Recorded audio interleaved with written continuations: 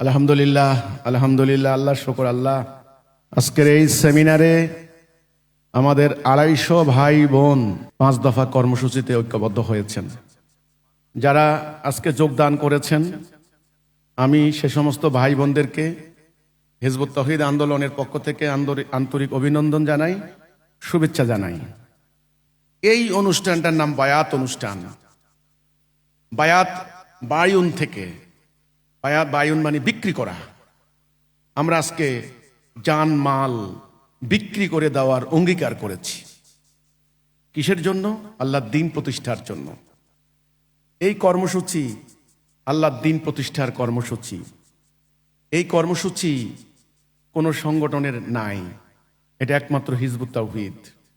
Hizb ut তাওহীদ আল্লাহর এই কর্মসূচি আল্লাহর রাসূলকে আল্লাহ দিয়েছেন। হাদিসের মধ্যে অন্যান্য মামুলি হাদিসের মতো এটা ছিল, কিন্তু এটা যে ঠিক দ্বীন প্রতিষ্ঠার কর্মসূচি, সেটা আল্লাহ সুবহানাহু ওয়া তাআলা আমাদের ইমামুজ্জামানকে আল্লাহ তিনি বুঝ দান করেছেন, জ্ঞান দান করেছেন।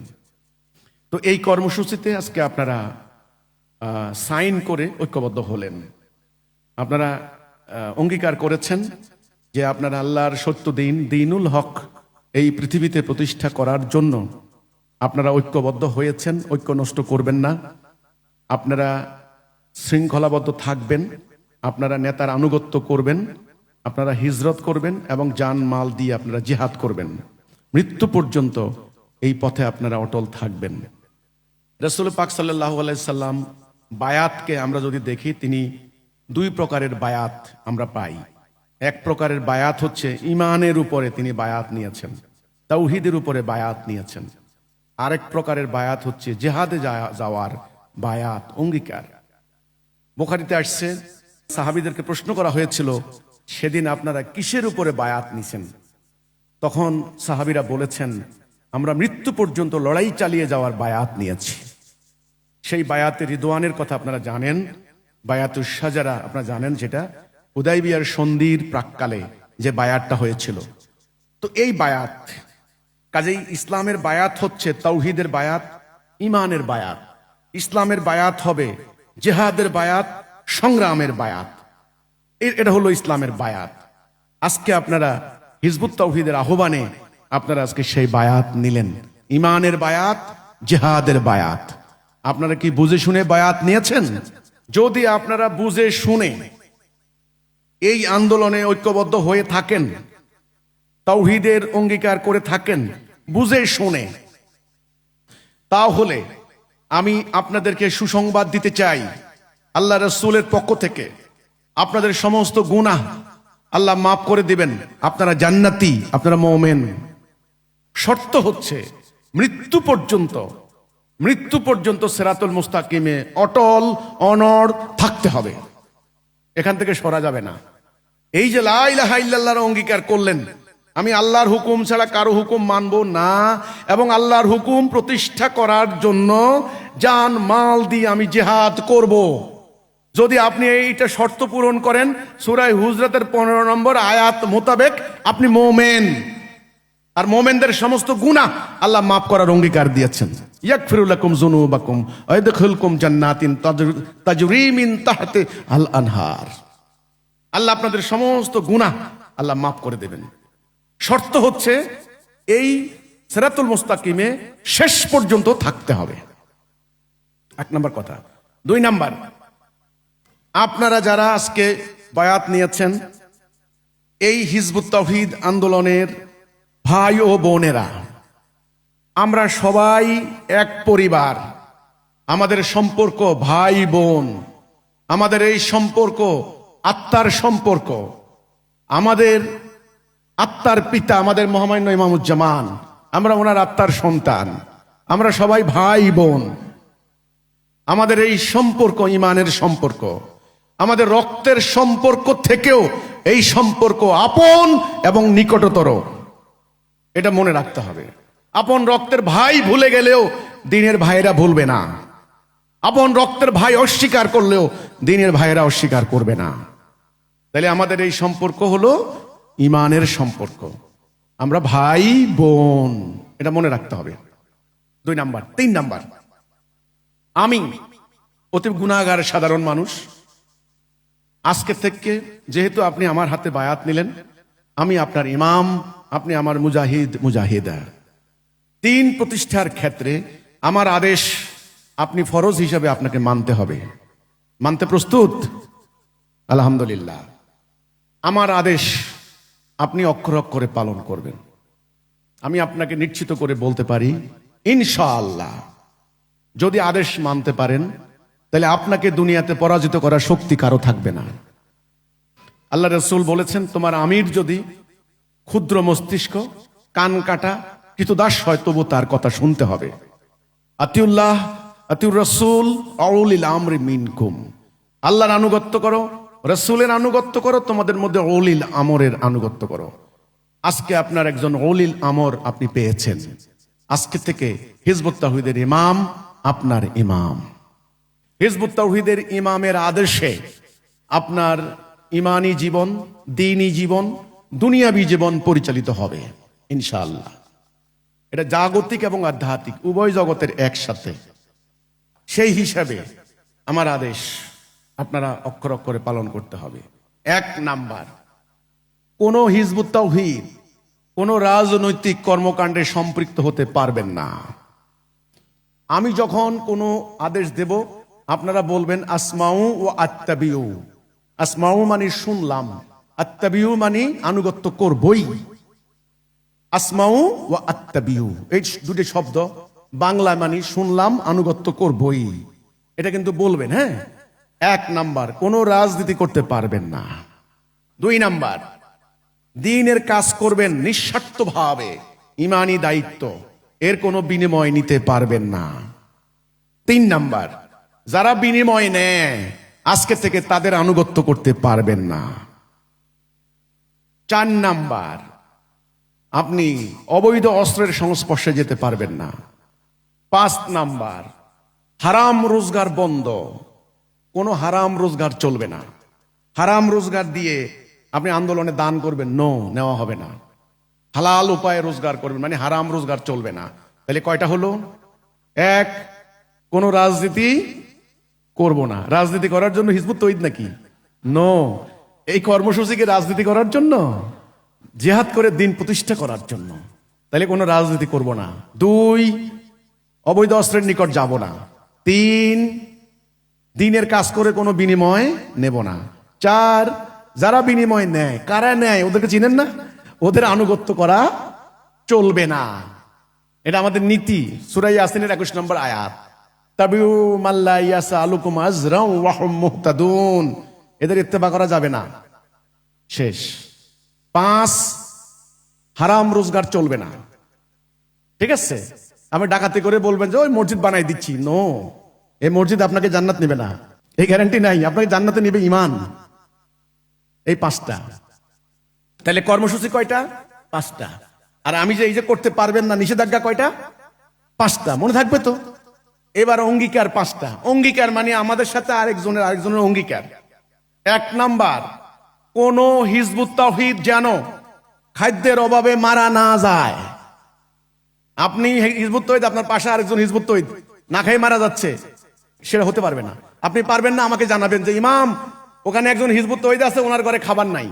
ইনশাআল্লাহ দেখবেন। না হলে আপনার ঘরে খাবার নাই, আমি লম্বা লম্বা কথা বলি, এই কথা আল্লাহ নিবে না। 1 নাম্বার, কোন হিজবুত তাওহীদ খাদ্যের অভাবে মারা যেন না যায়। 2 নাম্বার, কোন হিজবুত তাওহীদ যেন বিনা চিকিৎসায় মারা না যায়। এটা মনে রাখতে হবে। আমাদের কোন হিজবুত তাওহীদের ভাই বোন কোন জায়গায় পড়ে আছে, তার কোনো চিকিৎসা হয় না, সাবধান।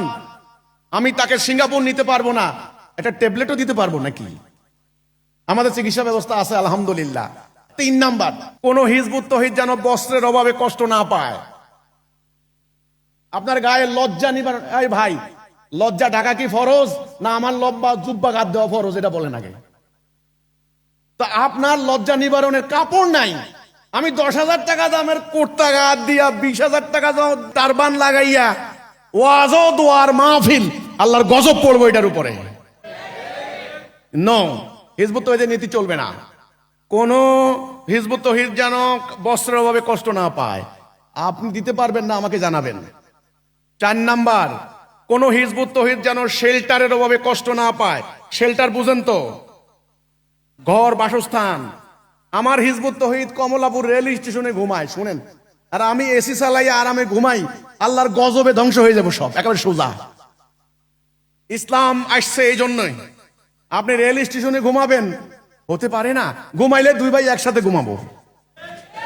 রেল স্টেশনে যদি ঘুমানো লাগে, হ্যাঁ রেল স্টেশনে ঘুমানো লাগতে পারে, আমাদের হিজবুত তৌহিদ ঘুমাইছে অনেক, ঘুমাইলে দুই ভাই একসাথে ঘুমাবো। ও আমি আপনার ইমাম, আমারে খালি দিবেন আর আপনার বাপের কবর জিয়ারত করে দিমু। আল্লাহ কি আমার প্রাইভেট সেক্রেটারি নাকি? আর জান্নাত কি আমার বাপ দাদার কেনা সম্পত্তি নাকি 2 কাঠা? তাহলে কোন হিজবুত তাওহীদ যেন শেল্টারের অভাবে কষ্ট না পায়। প্রকৃত হিজবুত তাওহীদ মনে রাখতে হবে, শেল্টারের অভাবে যেন কষ্ট না পায়। ন্যূনতম তাকে আমরা বিরাট 10 তলা বিল্ডিং বানায় না দেই, কিন্তু তার অন্তত বাচ্চা কাচ্চা নিয়ে মাথা গোজার ঠাই তাকে দিতে হবে। এটা যদিও সংগঠন হিসাবে আমাদের জন্য কষ্টদায়ক, কিন্তু এটা নিতে হবে। 5 নাম্বার, কোন হিজবুত তাওহীদের বাচ্চা কাচ্চা যেন শিক্ষা থেকে বঞ্চিত না হয়। তাহলে কয়টা হলো? 5টা। 1, খাদ্যের অভাবে যেন কেউ মারা না যায়। রাসূলুল্লাহর সময় খালি ওয়াজ কর্ম, 1 বাটি দুধ, রাসূল 1000 সৈন্য ভাগ করে খাইছেন। ওই ওয়াজ এটা কি তোমাদের লাগিয়া? ওয়াজ সবার জন্য।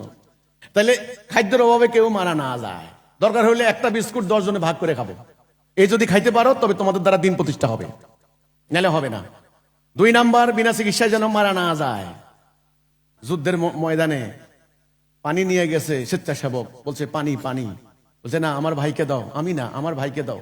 স্বেচ্ছাসেবক ঘুরে এসে দেখে গেছে সব শহীদ হয়ে গেছে, পানি খায় নাই। ওই টাইমে পানি না খাইয়া অন্য ভাইকে পানি দেওয়া এত খেলাখেলি নয়। এই ঐক্য, এই ভ্রাতৃত্ব সৃষ্টি করতে তোমরা যদি না পারো, তোমাদের দ্বারা দিন প্রতিষ্ঠা হবে না, হবে না, হবে না। এই নীতিগুলি মনে রাখতে হবে। কয়টা নীতি? 5টা নীতি। এরপরে কাজ কি? কাজ কয়টা? কাজ 2টা। 1, ভালো করে বুঝা। এখন পর্যন্ত হিজবুত তৌহীদ অনেকে বুঝেন নাই, আমি জানি অনেকে আমাকে দেখে খটকা লাগছে। 2 নাম্বারে মঞ্চে দেখে, কি রে বাবা রে, সারা জীবন ওয়াজ মাহফিল দেখে আইছি, এক পাশে মহিলা মানুষ এক পাশে পুরুষ মানুষ, এটা কি? 2 দিকে 2টা, এটা কোন ধরনের কারবারটা? আস্তাগফিরুল্লাহ, নাউজুবিল্লাহ, এরকম ইসলামের কথা তো জীবনও শুনি নাই। তৃতীয় খটকা হলো আলেম ওলামারা দ্বীনের কথা বলেন, লম্বা লম্বা দাড়ি, আমার দাড়ি কত দূর আছে একটু খালি। খটকা আছে না আপনাদের? অনেক খটকা আছে, আমি জানি অনেক খটকা আছে, অনেক সমস্যা আছে। ভালো করে এখনো বুঝেন নাই দিন কি, দিনের উদ্দেশ্য কি, রাসূল আগমনের উদ্দেশ্য কি, কিতাব নাযিলের উদ্দেশ্য কি, টোটাল ব্যাপারটা ক্লিয়ার না এখনো অনেকের কাছে। 1 নাম্বার কাজ, ভালো করে আকীদা পরিষ্কার করে নেবেন, নাইলে আমার সাথে চলতে পারবেন না। আমি আপনাকে হুকুম দেব, যার যা কিছু আছে নেমে পড়ো। আপনি বলবেন ইমাম কি কইলে হইব? এখন আমার ক্ষেতে ফসল পাকতেছে, আমার আব্বা অসুস্থ ঘুমাইতে আছে, ইমাম কি আমার খবর রাখছে কালকে আমি ঘুমাইছি না ঘুমাইছি? উনি কইতেছেন যার যা আছে তাই নিয়ে বাইরে পড়ো, তাইলে হবে না, আপনাকে দিয়ে দিন প্রতিষ্ঠা হবে না। আমি এখানে নাচতে দাঁড়াই নাই, এটা আমার নাচের ক্লাব না, আমি পীর ফকির না গরু বকরি দিবেন, নো। আগামীতে ইলেকশন, আপনি কি জানেন আওয়ামী লীগ সরকার থাকা অবস্থায়, ইন্টারিম সরকার আসার পরেও আমাকে অন্তত প্রতিদিন জ্বালাইছে খালি আপনি পার্টি করেন, পার্টি করেন, পার্টি করেন। আমি বলছি নো, আমি নির্বাচন করব না, এই নির্বাচন জাতিকে ধ্বংস করে দেবে। আমি কোন নির্বাচনে দাঁড়াবো না যে আমার ভোটার দরকার, নো। আমার দরকার একদল মর্দে মুজাহিদ, আমার দরকার একদল মোমেন, যারা বলবে মাননীয় ইমাম আমরা টুকরা টুকরা হয়ে যাব, তবু আমরা ময়দান থেকে পালাবো না। যারা বলবে মাননীয় ইমাম আপনার হুকুম শোনার জন্য সর্ব অবস্থায় কান খাড়া থাকে, হুকুম দেওয়ার সাথে সাথে স্ত্রী পুত্র বাড়ি ঘর ক্ষেত খামার সহায় সম্বল সমস্ত কিছু কুরবান করে দিয়ে আমরা বেরিয়ে পড়ি। আমার দরকার সেই মুমিনের, আমার পীরের মুরিদ দরকার নাই, মুরিদ ভোটার দরকার নাই। কাজে 1 নাম্বার ভালো করে বুঝতে হবে। কি করতে হবে? বুঝতে হবে, না বুঝে কেউ আসেন না। গ্রামে গেলে, আমি এই যে কুষ্টিয়া গেলাম, জুমার নামাজে আলোচনা করছি, আমার খুতবা শুনে একটা ছেলের নাম হচ্ছে আসাদুল, কুষ্টিয়া বাড়ি। ছেলেটা 6টা সন্তান, মাশাআল্লাহ, একটা কোলেও আছে দেখলাম, তার ওয়াইফ নিয়ে আসছে 6টা বাচ্চা। বয়স খুব বেশি না, 35-36 হবে। এই ছেলেটা খুব আপ্লুত হয়ে গেছে, মাননীয় ইমাম আপনার কথা আমি ফেসবুকে শুনছি, আজকে সরাসরি আপনাকে দেখছি, আমি আপনার দলে আছি, আমি আন্দোলনে আছি। তিনি জয়েন করছেন, তো জয়েন করার পর এই ফর্ম পূরণ করছেন আপনাদের মতো। ফর্ম টরম পূরণ করার পর আমি বললাম যে আসাদুল একটা ছবি তুলি, স্মৃতি হিসেবে রাখি। আছে, আমার ফোনে আছে। কয় যে না ইমাম ছবি তুলেন না, এলাকায় প্রকাশ পাইলে আমারে মাইরে ফেলবো। আমি বলি, ঠিক আছে আমি প্রকাশ করবো না, আমার এখানে রাখবো। কিন্তু মুসল্লি তো ওই মসজিদের ভিতরে ওর এলাকার আরো মুসল্লিও ছিল, তো ওরা এলাকা যাইয়া বলে দিছে, এই আসাদুল কিন্তু হিজবুতে যোগ দিছে। আর যায় কোথায়, আসাদুলের বাড়ি ঘেরাও কইরা শত শত মানুষ যাইয়া হামলা চালাইছে, যে ওই যাইয়া হিন্দু হইয়া আইছে। পরে বললাম আসাদুল থানায় যাও, থানায় গেছে, সংবাদ সম্মেলন করো, যা হয় আর কি, চাপ দিছে, প্রেসার দিছে। শেষে মোল্লারা ধরে নিয়ে তারে তবা করাই দিছে মসজিদ, যে তুই ক আমি ভুল করছি, বুঝতে পারি নাই। এই চাপে পড়ে, প্রেসারে পড়ে আসাদুলকে ইমান রাখতে পারছে? সবার ইমান কি বেলালের মতো হবে? সবার ইমাম কি খাব্বাবের মতো হবে? সবার ইমান কি আম্মারের মতো হবে? সবার ইমান কি সুমাইয়ার মতো হবে? হবে না, দুর্বল ইমানদারও আছে। এই জন্য আপনারা যখন ইমান এনে এলাকায় যাবেন, কত কাহিনী শুনবেন দেখবেন নি। এই সব মোকাবেলা করার জন্য আপনাদেরকে কি করতে হবে? বুঝতে হবে ভালো করে কোথায় আসছেন, ভালো করে বুঝতে হবে। ইমানটা পাথরে খোদাই করার মতো ইমান লাগবে। ওই কচু পাতার পানি টলমলো টলমলো টলমলো এই ইমান দিয়ে হবে না। ইমান লাগবে পাথরে খোদাই করার মতো ওই ইমান। 1 নাম্বার বুঝা, 2 নাম্বার এই মহা সত্য জনগণকে বুঝাইয়ে দিবেন। ওমা আলাইনা ইল্লাল বালাগুল মুবিন, স্পষ্ট করে খালি পৌঁছাইয়া দিবেন, খালি পৌঁছাইয়া দিবেন। ঠিক আছে, কাজ কয়টা? এটা শেষ। যারা বায়াত নিয়েছেন আপনাদের জন্য আমার কথা। এরপর চরিত্র হাসিল। আমাদের চরিত্র হবে কিসের চরিত্র? মোমেনের চরিত্র। কিসের চরিত্র? মোমেনের চরিত্র। আপনি দিন প্রতিষ্ঠা করতে দাঁড়াইছেন, চরিত্র হবে আবু জাহেলের চরিত্র। এটা দিয়ে হবে নাকি? হবে না। মিথ্যা চিরতরে বন্ধ করতে হবে। প্রতারণা, জালিয়াতি, ধোঁকাবাজি বন্ধ করতে হবে। গুজব হুজব কান দেওয়া যাবে না। ঠিক আছে, গীবত নিষিদ্ধ। কোনো ভাইয়ের পিছনে গীবত বলতে পারবেন না। কোনো ভাই যদি কোনো দোষ করে তার পিছনে বলা নিষিদ্ধ, তার সামনে বলবেন যদি আপনার হিম্মত থাকে, এ ভাই তোমার এই সমস্যাটা সংশোধন করো। যদি না হয় আমাকে বলবা, আমরা দেখব। গীবত করা নিষিদ্ধ। এই মোমেনের চরিত্র যদি হাসিল করতে পারেন তবে আল্লাহর সাহায্য আসবে। আল্লাহর সাহায্য ছাড়া দিন প্রতিষ্ঠা হবে না। ঠিক আছে কথাগুলা? নতুন ভাইদের উদ্দেশ্যে আমার এই কথা।